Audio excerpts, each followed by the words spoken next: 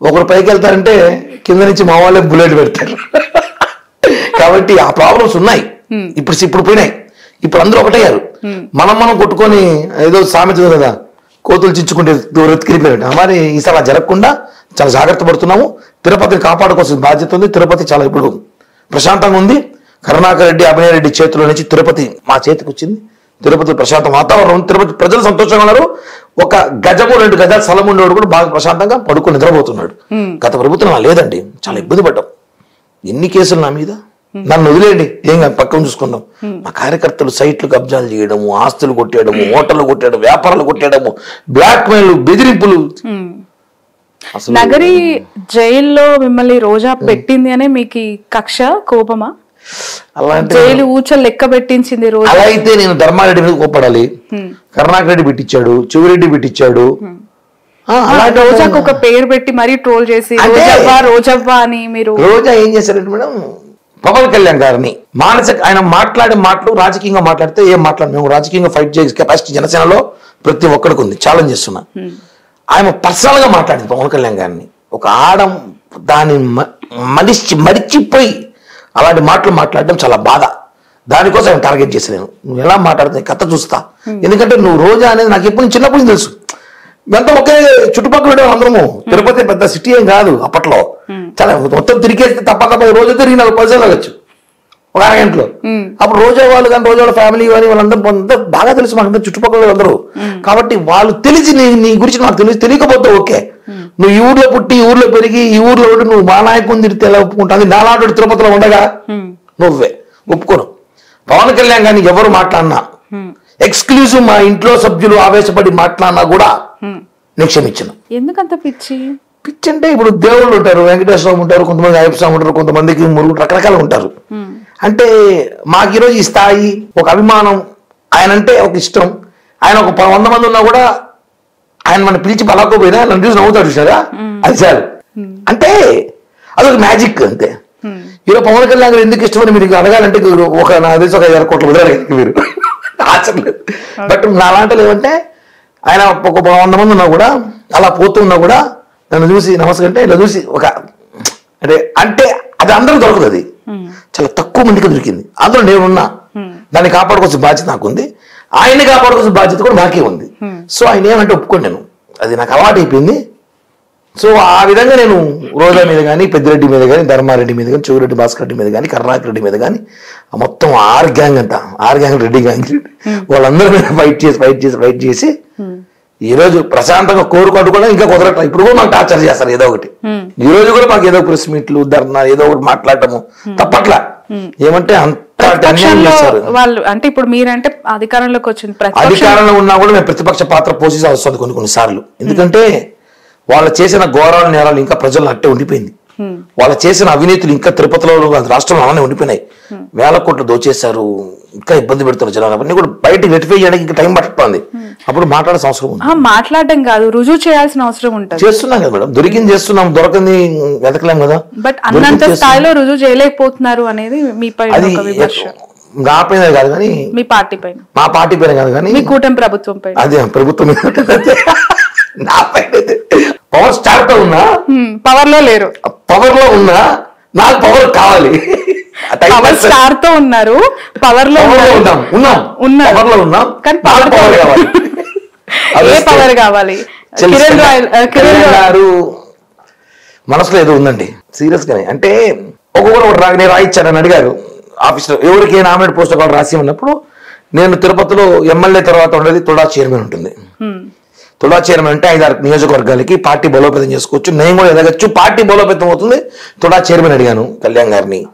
దానికి exception board member ఉంది. దానికి ఇంకా 4 పరిచయాలు పెరుగుతాయి, పార్టీ డెవలప్ అవుతుంది తిరుపతి లాంటి ప్లేస్ లో. అంటే నా లాంటికి ఏం లేదు మేడం. ఒకటి ఇక్కడ నా లాంటి అవకాశం వచ్చిందంటే దేశంలో ఉన్న పవన్ కళ్యాణ్ అభిమానులు కూడా సంతోషపడతారు. కిరణ్ రాయలకి ఒక మంచి పదవి వచ్చింది పార్టీలో అని. అలాంటిది ఉంది. కానీ ఇక్కడ ఏమైందంటే సీటు జనసేన ఉంది, అక్కడ ఎమ్మెల్యే జనసేన ఉన్నారు.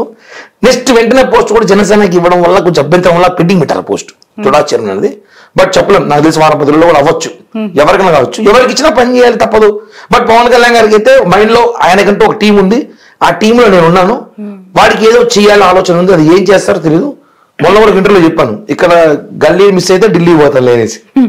కాబట్టి అవకాశం బట్ ముందు నుంచి కూడా జనసేన పార్టీ ఆల్మోస్ట్ ఆవిర్భావం నుంచి కూడా మీరు కిరణ్ రాయల్ గారు అండ్ రాయపాటి అరుణ గారు లేదు వాళ్ళు అంటే లేటర్ ఆన్ ఇప్పుడు మీరు మాట్లాడి నేను ఓపెన్ ఇప్పుడు మీరు సందీప్ బొల్లశెట్టి ఎవ్వరు లేరు.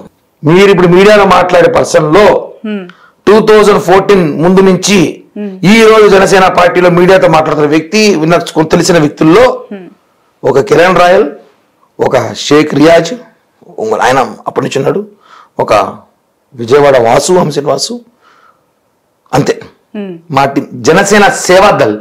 మేమందరం పవన్ కళ్యాణ్ గారు 2016లో సేవాదళను స్థాపించారు. సారీ 2015లో ఎన్నికలు అయిపోతున్నాయి. ఆ సేవాదళ స్థాపించినప్పుడు వ్యక్తుల్లో ఒక 20 మంది ఉన్నాం, ఒక 16 మంది 17 మంది ఉన్నాం. ఆ 16-17 మందిలో నేను ఒకడు. ఆ రోజు ఇప్పుడు వచ్చిన రాయపాటి అరుణ గారు కూడా మొన్న ఎన్నికల ముందు వచ్చారు. బొలిశెట్టి శ్రీనివాస్ గారు మొన్న వచ్చారు, ఒక 5 ఏళ్ల క్రితం వచ్చారు. బొలిశెట్టి సత్య గారు 6 ఏళ్ల ముందు వచ్చారు. ఇప్పుడు సందీప్ కూడా 2016 తర్వాతే వచ్చారు, 18-17 వచ్చారు. సో జూనియర్స్ మీకు వాస్తవం ఏజ్ లో పెద్దలు ఉండొచ్చేమో కానీ జనసేన అయితే జూనియర్సే. జనసేనలో పవన్ కళ్యాణ్ గారితో పాటు ఆ రోజు జెండా పట్టుకున్న రోజు మేమందరం ఉన్నప్పుడు చాలా తక్కువ మందిలో నేను ఒకరిని. ఎందుకంటే నేను ప్రజారాజ్యం నుంచి పనిచేస్తున్నా. ప్రజారాజ్యంలో ఉన్నా చాలా మంది ప్రజారాజ్యం ఓడిపోయి గెలిపోయారేమో. మేము ప్రజారాజ్యం గెలిపినా కూడా మేము చిరంజీవి గారి కుటుంబంతో ఉన్నాం. ఎందుకున్నామంటే మా ఎమ్మెల్యే అయినా కదా చిరంజీవి గారు, తిరుపతి ఎమ్మెల్యే చిరంజీవి గారు, ఏడిపోతాం మేము. కాబట్టి మేము అక్కడే ఉన్నాం, వాళ్ళతోనే ఉన్నాం. ప్రజారాజ్యం జనసేన పార్టీ 2014 మార్చ్ 14 ఆ డే నుంచి ఈ రోజు వరకు కూడా కళ్యాణ్ గారితో ఉన్నాం, కళ్యాణ్ గారితో ఉంటాం. ఇంకా రకరకాలుగా వినికిళ్ళు వాళ్ళు రకరకాలుగా మాట్లాడుతుంటారు రాజకీయాలు, అవన్నీ పట్టించుకుంటే రాజకీయాలు చేయలేము. Coming to the political trending news అండి, ఏంటి సడన్ గా ఉన్న ఫలంగా ఓకే డిప్యూటీ సీఎం ని లోకేష్ చేయండి కానీ కళ్యాణ్ బాబు సీఎం చేయండి అని నినదిస్తూ ఉన్నారు. తప్పే ఉంది ఏమి పవన్ కళ్యాణ్ గారికి? అంటే చంద్రబాబు గారిని దీపోమని లోకేష్ గారు డిప్యూటీ సీఎం చేయమని.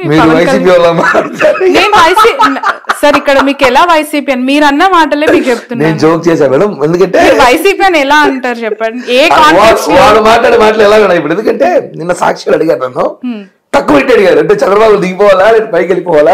అంతే కదా. ఇప్పుడు చంద్రబాబు నాయుడు గారు మొన్న క్యాంపెయిన్ అంతా చేసింది ఇవే నాకు చివరి ఎన్నికలు, నేను తర్వాత పోటీ చెయ్యనని బహిరంగంగా ఎన్నో స్టేట్మెంట్స్ ఇచ్చారు. మరి ఆయన గెలిచారు, ముఖ్యమంత్రి పదవిలో కూర్చున్నారు.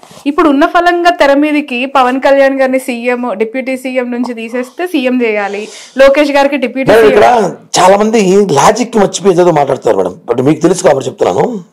మీకు తెలియాలి, మీ ఛానల్ ద్వారా మీ లాంటి ద్వారా పబ్లిక్ వెళ్ళాలి, ఈ విషయం ఖచ్చితంగా వెళ్ళాలి, తెలియాలి.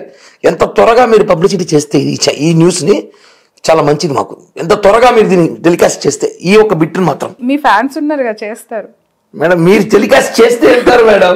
చేస్తామండి త్వరగా తప్పకుండా. మేడం పవన్ కళ్యాణ్ గారు నాట్ ఓన్లీ డిప్యూటీ సీఎం, అంతకు మించి ఏంటో పవర్ స్టార్ అంటేనా సార్? అది అందరికి తెలుసు. ఆయన క్రేజ్ ఎలా ఉంటుంది సినిమాలో పవర్ స్టార్. సరే ఆయన క్రేజ్ ఎలా ఉంటుంది మేడం? భారతదేశంలో ఎక్కడ పోయినా ఆయన పోతే లక్షల మంది జనం వస్తారు. ప్రధానమంత్రికి కూడా నాకు తెలిసి రారేమో అనుకుంటా సార్. అతి ఉత్సాహం ఇది, అతి మాట ఏమో, కొంచెం ఆలోచించండి మేడం. పవన్ కళ్యాణ్ క్రేజ్ అని నిజంగా థర్డ్ టైం జనం చెప్పేది చరిష్మా.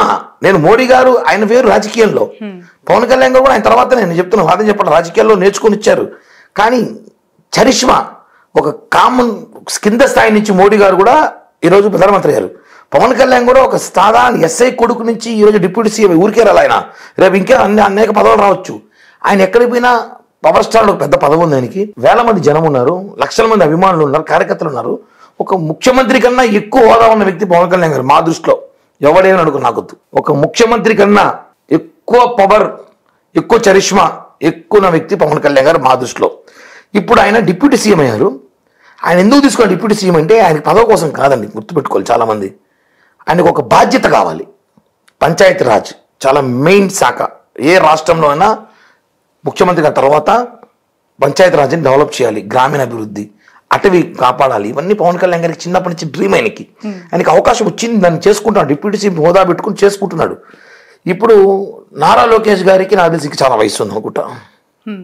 డిప్యూటీ సీఎం ఓకే, చేయప్పుడు తమిళనాడులో అతను చేశారు, స్టాలిన్ కొడుకుని చేశారు, ఉదయనిధి స్టాలిన్ చేశారు.